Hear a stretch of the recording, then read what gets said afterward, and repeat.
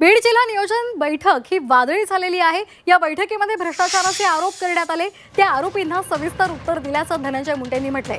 तर धनंजय मुंडे यांच्या राजीनाम्यासंदर्भात अजित पवारांनी भूमिका जी मांडलेली आहे तीच अंतिम आहे असं मुख्यमंत्री देवेंद्र फडणवीसांनी म्हटलंय।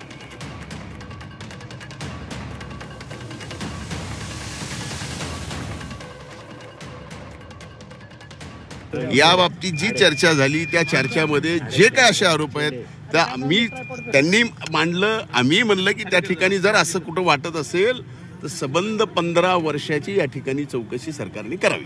तुम्ही आता दिल्लीला जाणार आहे का परत? बहुतेक जाईल। धनंजय मुंडे हे आमच्या मंत्रिमंडळातले मंत्री आहेत, त्यामुळे त्यांना भेटायची चोरी नाही। ते मला कधी भेटू शकतात, मी त्यांना कधी भेटू शकतो, कुठल्याही कामाकरता भेटू शकतो। आणि त्यांच्या राजीनाम्याच्या संदर्भात अजितदादांनी स्पष्ट भूमिका मांडलेली आहे। अजितदादांची भूमिका हीच अधिकृत भूमिका आहे।